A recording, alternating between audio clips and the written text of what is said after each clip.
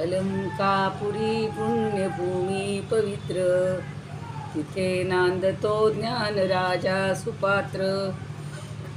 तया आठवीता महापुण्यराशी, नमस्कार साष्टांग श्री ज्ञानेश्वरासी. द्वैताद्वैत समन्वयैक जननी, ज्ञानस्य ज्ञानेश्वरी. भक्तिज्ञानप्रदायिनी निजजनान् ज्ञानामृतं पायिनी. भक्तिज्ञानयुतं हि येन कथितं, शास्त्रं विवेकप्रदं. वन्दे तं करुणाकरं प्रभुवरं, श्रीसंतज्ञानेश्वरं. श्रीसंतज्ञानेश्वरं. ज्ञानेश्वर महाराज की जय. पंढरीनाथ भगवान की जय. जय तू श्रीकृष्ण, जय तू ज्ञानेश्वर. सर्व श्रोत्यांना आणि ज्ञानेश्वरी भक्तांना सादर वंदन. आज त्रिपुरी पौर्णिमा, शुक्रवार 15 नोव्हेंबर. सर्वांना शुभेच्छा.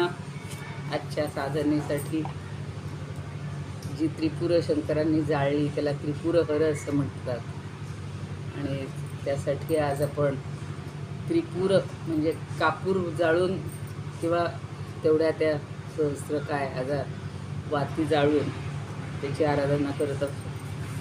किंवा ज्यांच्याकडे तुळशीचं लग्न असेल त्याचा आज शेवटचा दिवस आहे, एकादशीपासून आजपर्यंत मुहूर्तात.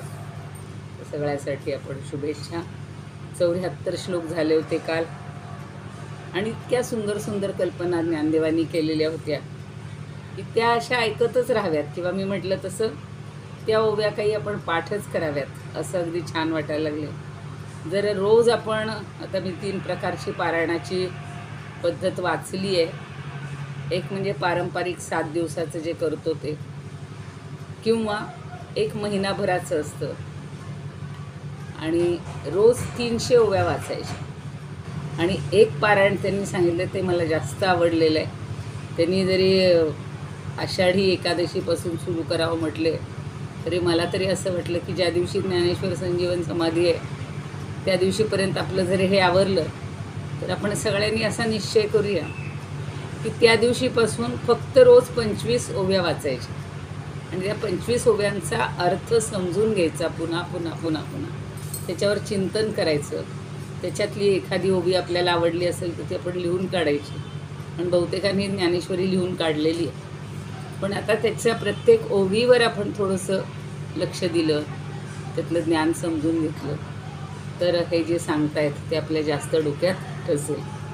74वी ओवी अशी होती की गीता कमळींचे भृंग, हे गीता सागर तरंग, की हरीचे तुरंग गीता रथीचे. गीता रूपी रथ आहे, त्या गीता रूपी रथाचे हे हरीचे तुरंग आहेत का? तुरंग म्हणजे घोडे आहेत का? आणि त्याच्या आधी म्हणलं की गीता कमळींचे भृंग आहेत का, म्हणजे गीतारूप कमळामधले भ्रमर किंवा गीतारूप समुद्रामधले तरंग आहेत का?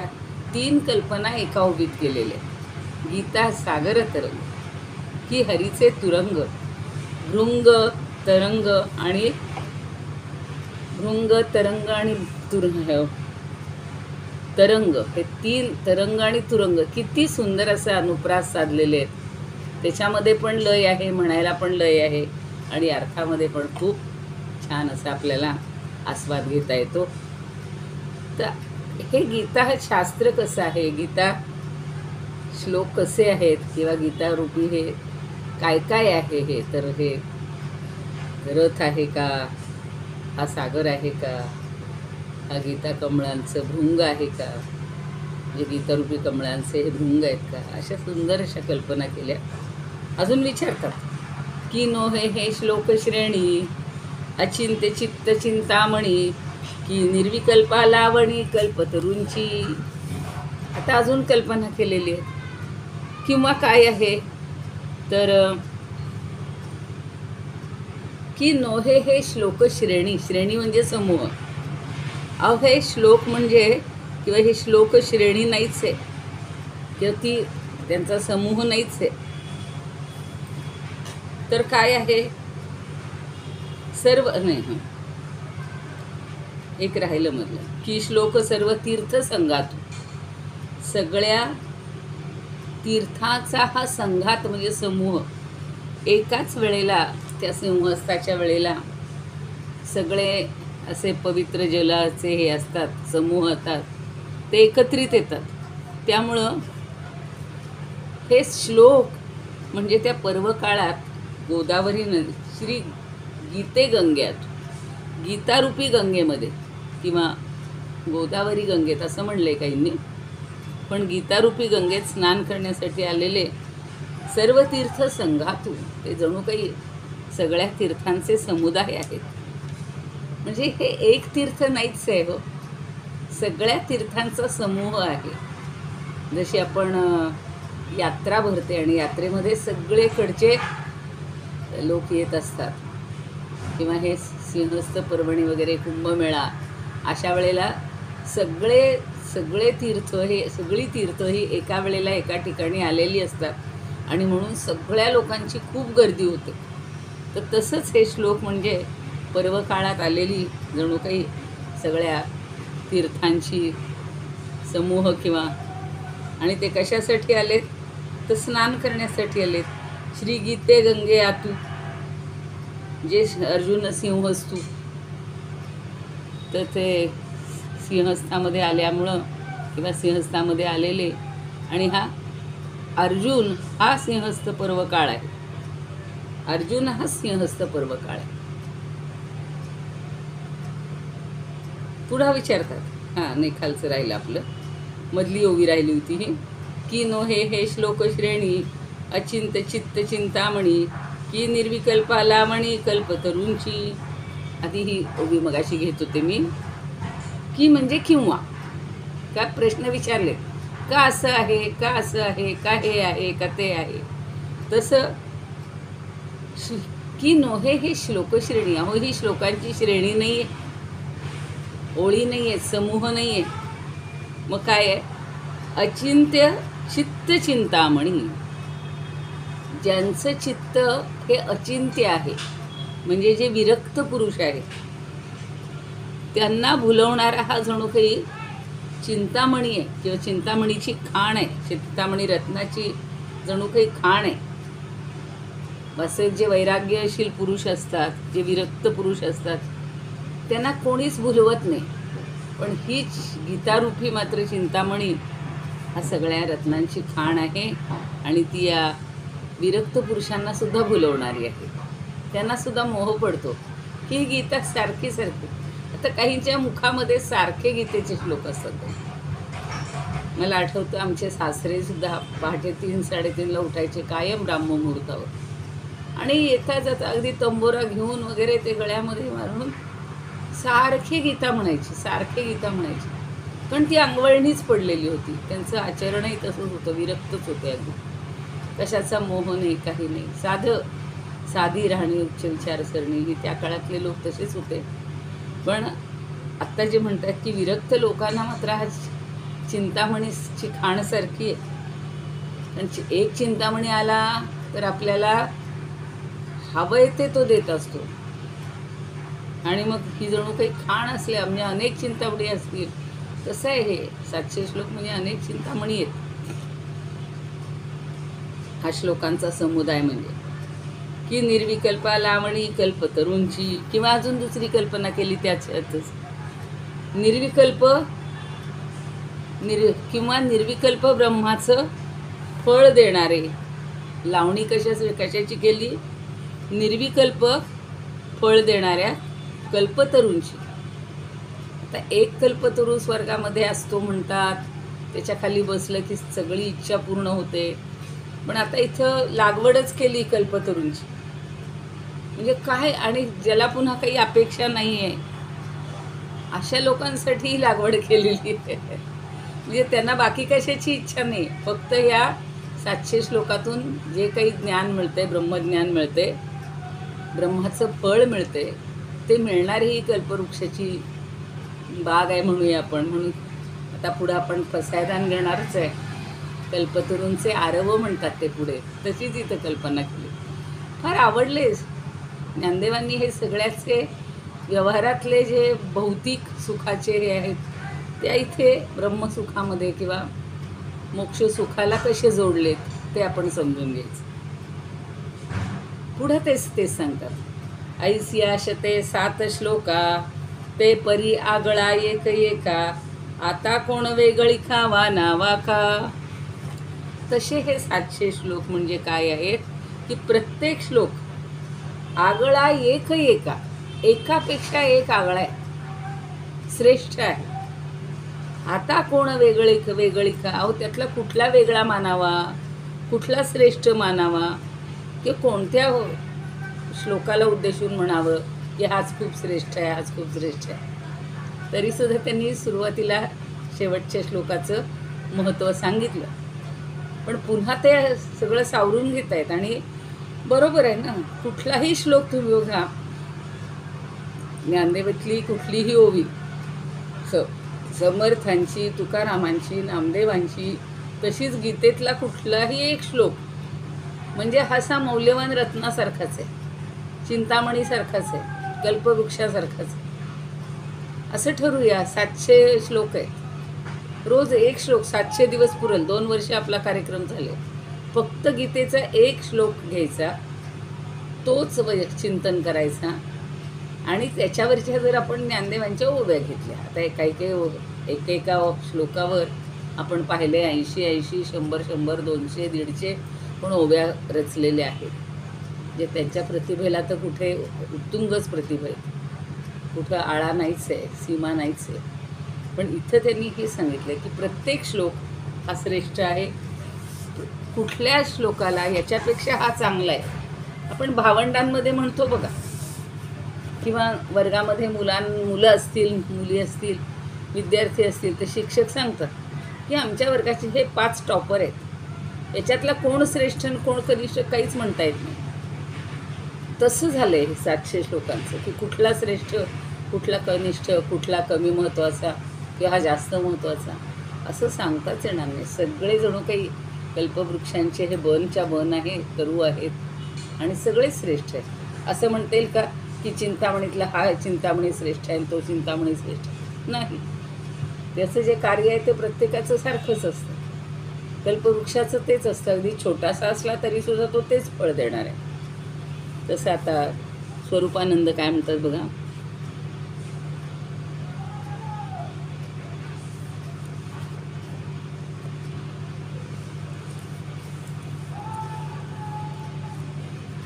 किंवा गीता रूपी, कालचे थोडे 1-2 घेऊया. किंवा गीता रूपी पद्मिनी पराग सेविते हे भृंग ऐसे वाटे. किंवा गीता रूपी रथाचे हे सांग वाटती तुरंग श्रीहरीचे. नरवतार मूर्तिमंत पार्थ झाला तो सिंहस्थ म्हणून या. आता नरनारायण याच्यावर आपण बऱ्याचदा बोलतो, ऐकतो. आता इथं नरनारायण असं स्वरूपानंदांनी का हे घेतलेलं आहे.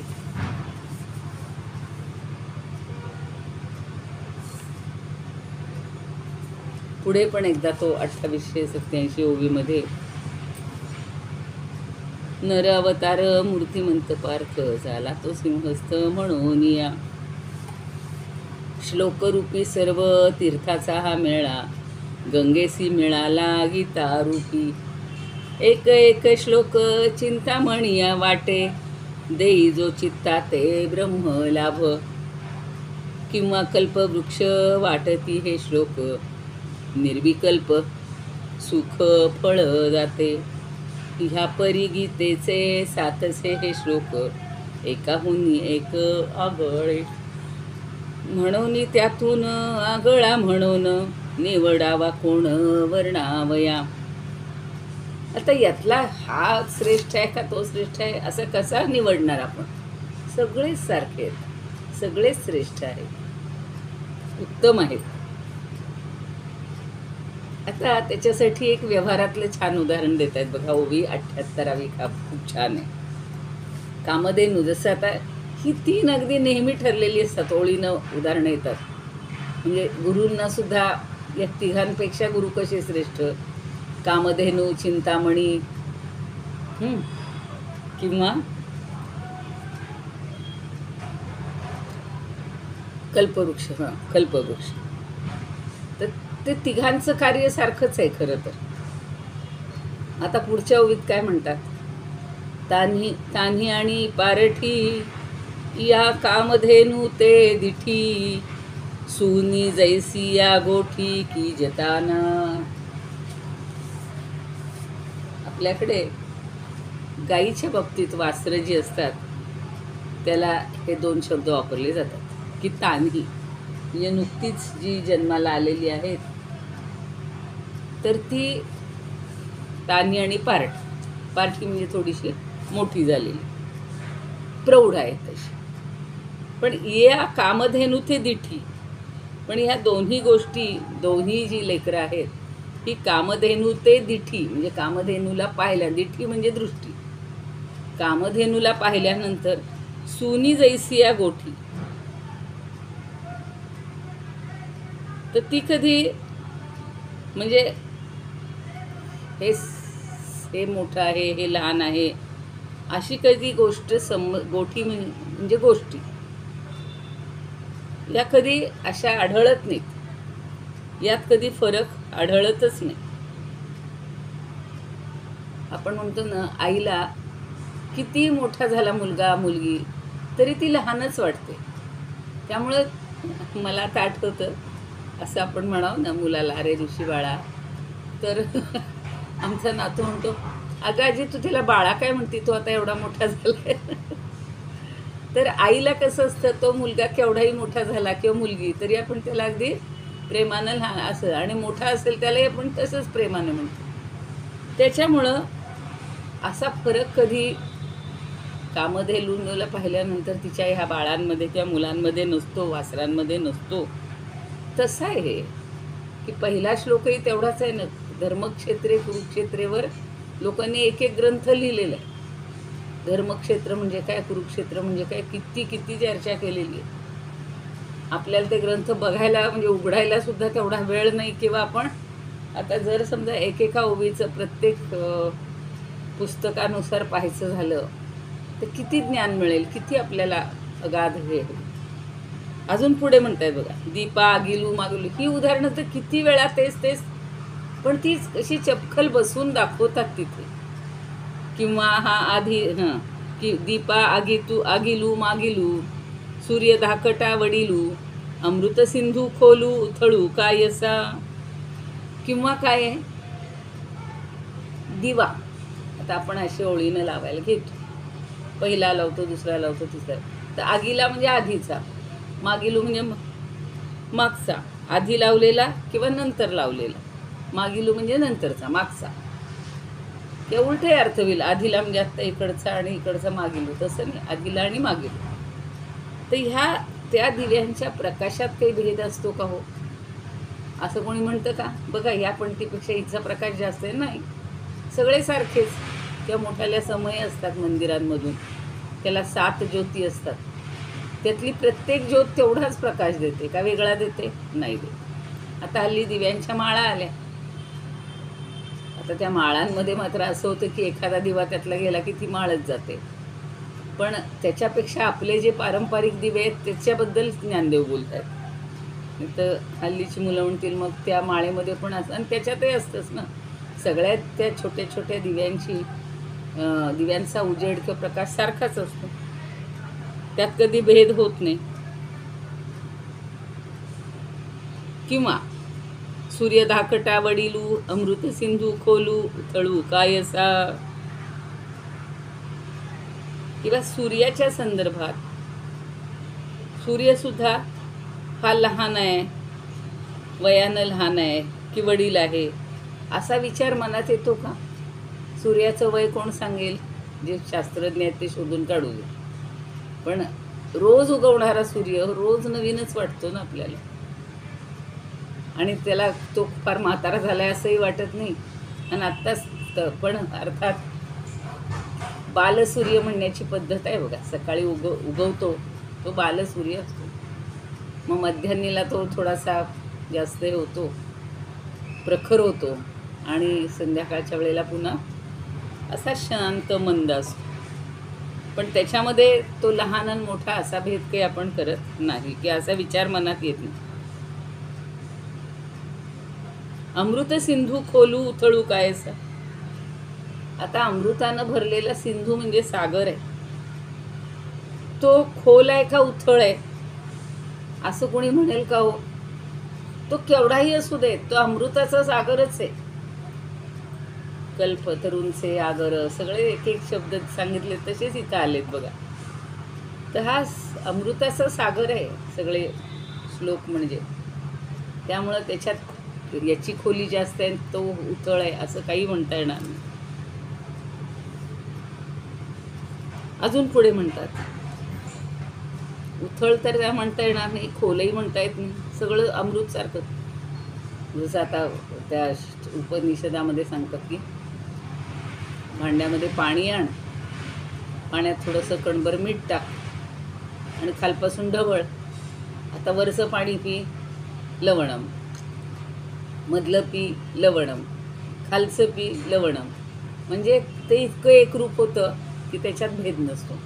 तसं अमृताच्या समुद्रातलं पहिली उंजळ प्यालो गोडच लागणार, जरा खाली बुडी मारून प्यालो खोलच लागत. ज्याला अगदी खोल तळात जाऊन वरून काढता येईल, एखाद्या वेळेला थांबा मी तुम्हाला खालचं पाणी अगदी आणू नको, किती गोड आहे, असा फरक असेल का हो? नाही. तसं इथं सांगितलं. आणि श्लोका पाडू नाही हे कीर समर्थू काही नाही. एक राहिलं मध्ये. तैसे पहिले सरिते श्लोक न म्हणावे गीते, जुनी नवी पारिजाते आहाती काही. तसे पहिले आणि सरते, सरते म्हणजे शेवटचे पहिले श्लोक गीतेचे जे श्लोक आहेत ते पहिले आणि शेवटी संपणारे असं कधी म्हणू नये. खरं आपण म्हणतो की हा शेवटचा श्लोक आहे, पण असं नाही आहे. तिथूनही सुरुवात करू शकतो. काही जण बघा पारायणाचे असे प्रकार आहेत की शेवटच्या श्लोकापासून पारायण करतात. कारण त्याचं कारण हेच ज्ञानदेवांनी दिलेलं आहे ते की यातला पहिला श्लोक आणि शेवटचा असं काही म्हणायचं नसतं. कारण का त्याच्यासाठी उदाहरण देतात. जुनी नवी पारिजाते आहाती काही. बघा आता पारिजाताचं तसंच आहे.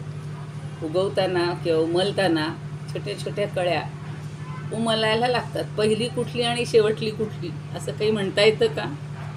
किंवा ही जुनी कळी आहे ही नवी कळी आहे, नाही. एकदम त्याला बहार आलेलं असून सगळी एकदम फुलतात आणि सगळ्यांचा सुगंध सारखाच असतो. तसंच आणि श्लोका पाडू नाही हे कीर समर्थू काही, येथ वाच्य वाचकही भागून धरी. तसे श्लोकामध्ये सुद्धा पाडू नाही म्हणजे तरतम भाव, त्याच्यात फरक हा नाही आहे. मग त्याचं काय समर्थन करणार? म्हणजे प्रतिपाद्य या गीतेमध्ये वाच्य आणि वाचक, किंवा वाचक म्हणजे प्रतिपादक आणि वाच्य म्हणजे प्रतिपाद्य. जे समजून घ्यायचे ते वाच्य आणि जो म्हणणार आहे वाचणार आहे तो वाचक. किंवा प्रतिपाद्य म्हणजे जो विषय सांगायचा आहे तो प्रतिपाद्य. आपण म्हणतो आजच्या कथेचा किंवा आजच्या एखादी आता आमची इथे व्याख्यानमाला चालली म्हणून की बुवा आजच्या या व्याख्यानमालेचं हे इतकं पुष्प गुंततो आहे आणि याचा विषय अमुक अमुक आहे. काहीच न विषय असलेलं असं व्याख्यान कोणाचं असतं का? कोणाचंच नसतं. तसं इथे वाच्य आणि वाचक असाही भेद नाही सांगता येणार की हा श्लोक वाचक आहे हा वाच्य आहे किंवा हा भगवंतांनी सांगितलेला आहे. असं वाच्यवाचक भाव किंवा प्रतिपाद्य प्रतिपादक असं भेद असं तुम्हाला सगळ्यांना ज्ञात आहे. म्हणजे भगवंतच प्रतिपाद्य आहे आणि भगवंतच प्रतिपादक आहे. सांगणाराही तोच आहे आणि विषयही तोच आहे. इथं भेद कशातच नाही आहे, दोन्ही एकच आहे.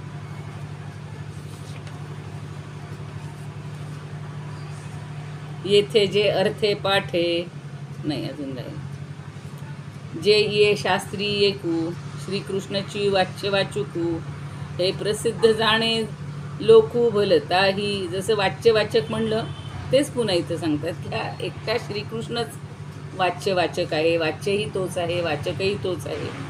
हे प्रसिद्ध जाणे लोकू, सगळ्या लोकांना माहिती आहे की भगवंतांनीच सांगितलेली आहे, म्हणजे सांगणारा भगवंतच आहे आणि जो काय विषय आहे तोही भगवंतच आहे, वेगळा त्याला विषय नाहीच आहे.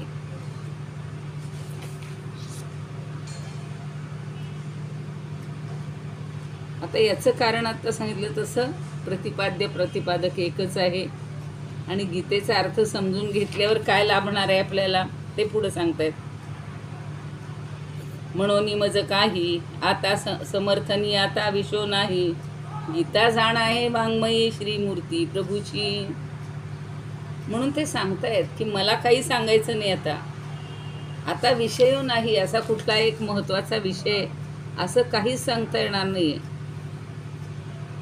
म्हणजे असा गीतेच्या समर्थनाच्या संदर्भात पुन्हा काही वेगळा विषय राहिला आहे किंवा सांगायचं आहे असं काहीच नाही आहे. कारण संपूर्ण गीता ही भगवंताची वाङ्मयीन मूर्ती आहे. आता आपण असं म्हणू शकत नाही आपली एखाद्या देवतेची कुठल्याही धातूची असेल, पाषाणाची असेल, लाकडाची असेल, ती मूर्ती म्हणजे एकसंध असते, त्यातला हा भाग वेगळा आणि तो भाग वेगळा, हा अंश वेगळा तो अंश वेगळा असं म्हणता येत नाही. तशी भगवंताची वाङ्मयीन मूर्ती आहे आणि त्यामुळे तिच्यामध्ये वेगळा विषय किंवा कुठलं समर्थन काही वेगळं करणं किंवा वेगळा विषय असा राहिलाच नाही. एखादा म्हणेल सांगा बरं एखादा गीतेतला श्लोक सांगा, ज्याला जो जो आठवेल तो नाही तर एखादा शेवटचाच सांगेल, की एखादा ज्याला पहिला पाठ हवं आहे तो पटकन सांगेल, धर्मक्षेत्रे कुरुक्षेत्रे, किंवा कोणी भगवद्गीतेतला 12व्या अध्यायातलं सांगेल, किंवा समशत्रौच मित्रेशी कुठलाही सांगितलं तरी त्याच्या वाङ्मयीन मूर्तीचाच तो आविष्कार आहे. त्यामुळं हे वेगळं आहे हे वेगळं आहे असं काही म्हणता येणार नाही. शब्दमय किंवा वाङ्मयीन अशी मूर्ती आहे, म्हणजे असं काही सिद्ध करून दाखवायला काही उरतच नाही.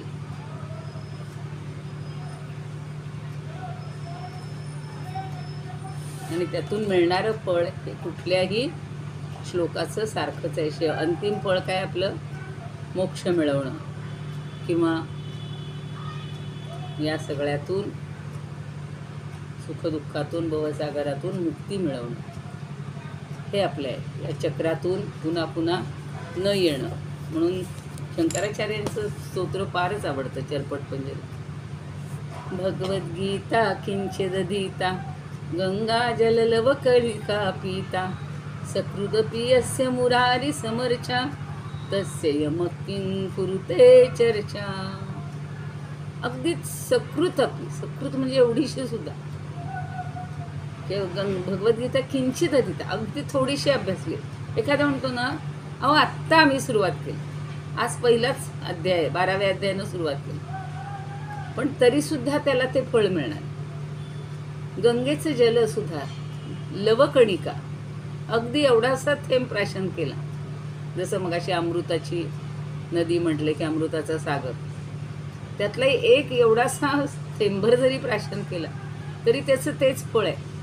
त्या अगस्तींनी अख्खा सागर पिऊन टाकलेला होता. आपण काही आपल्याकडे तेवढी ताकद नाही. एखादी गंगा माता म्हणेल की अमृताचा सागर म्हणेल घ्या हो सगळा पिऊन टाका, मला काही फरक पडणार नाही. आपलीच तेवढी ताकद नाही आणि तेवढी प्याले तरी जे फळ आहे तेच एवढ्याशा थेंबाचं फळ आहे. आता रोज तर काही सगळेजण कोणी सगळा भगवद्गीता, काही जण आहेत बरं का रोज पारायण करणारे, पण रोज एवढं म्हणण्यापेक्षा निदान तुम्ही एक श्लोक म्हणा. अहो त्यांनी तर भगवत गीतेच्या ह्याच्यामध्ये सांगितले एक चरण म्हणा, एक पाद म्हणा. एक पाद म्हणजे एका श्लोकाचे 4 भाग मानले तर त्यातला एक भाग म्हणजे 1/4 एवढं जरी म्हणलं तरी भास आहे. म्हणजे त्यालाही तेवढंच महत्त्व आहे. मग इथं तर ते एका श्लोकाचं सांगतं की एक श्लोक जरी घेतला तरी सुद्धा तो श्रेष्ठच आहे.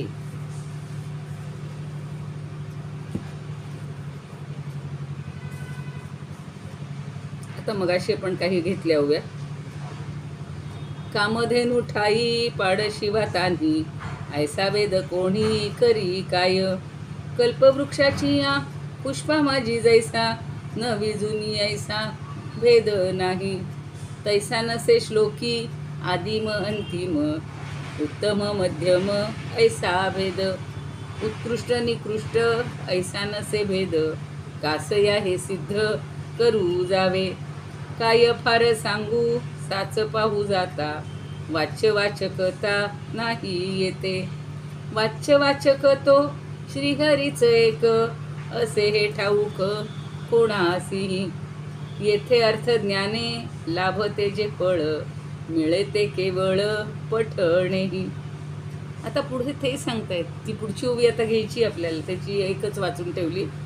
येथे अर्थ ज्ञाने लाभते जे फळ, मिळते केवळ पठणेही. बघूया पुढची ओवी बघूया. संपत आले आता वेळ, पण ठीक आहे. जे हे श्रवणे पाठे अर्थे, गीता नेदी मोक्षारवते. जैसा समर्थ दाता कोणा ते, नास्ती न म्हणे.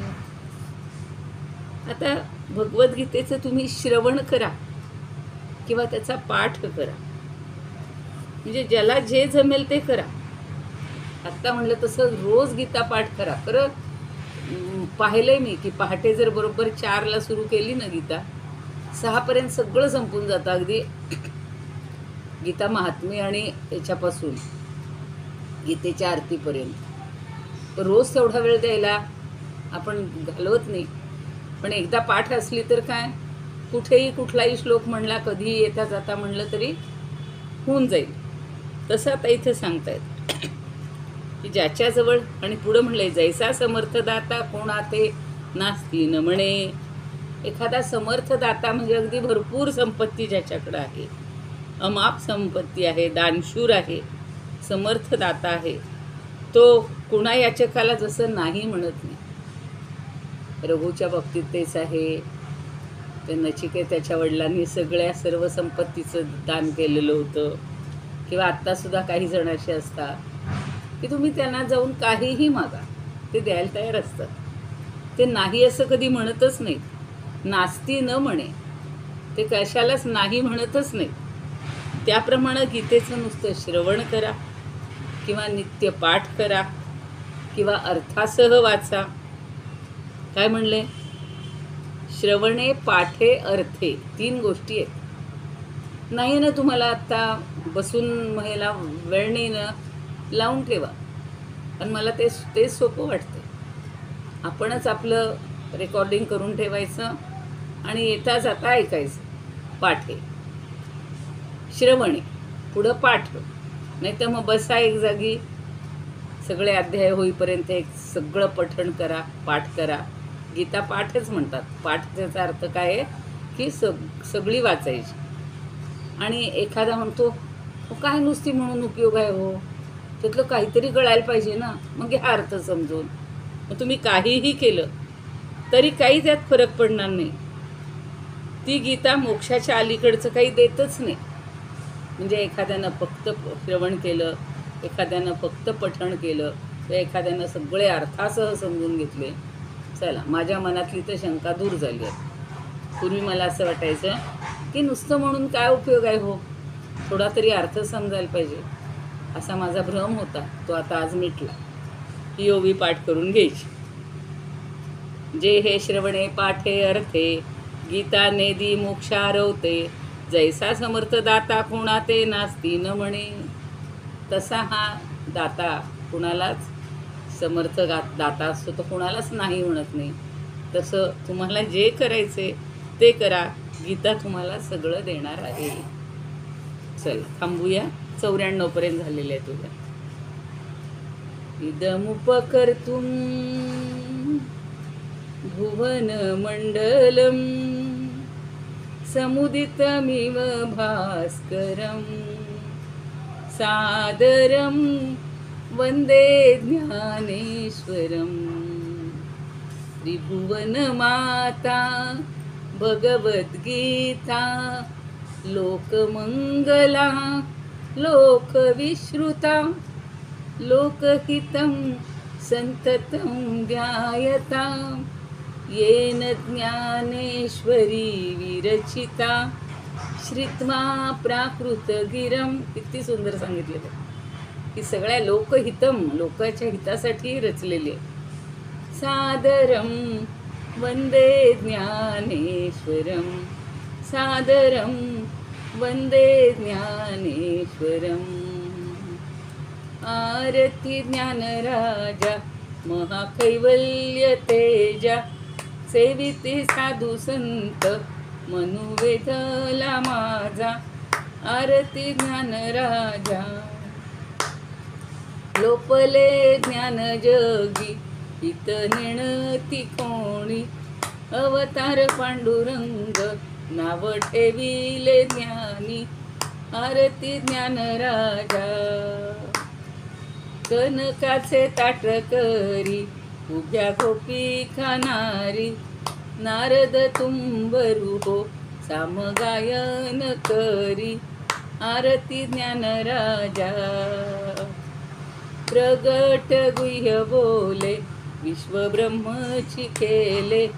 रामा जनार्दनी पायी मस्तक ठेविले। आरती ज्ञानराजा महाकैवल्य तेजा, सेविती साधू संत मनुवेधला माझा। आरती ज्ञानराजा ज्ञानेश्वर महाराज की जय, पंढरीनाथ भगवान की जय। जय श्रीकृष्ण, जय तू श्रीकृष्ण, जय तू ज्ञानेश्वर। सर्वांना पुन्हा एकदा वंदन।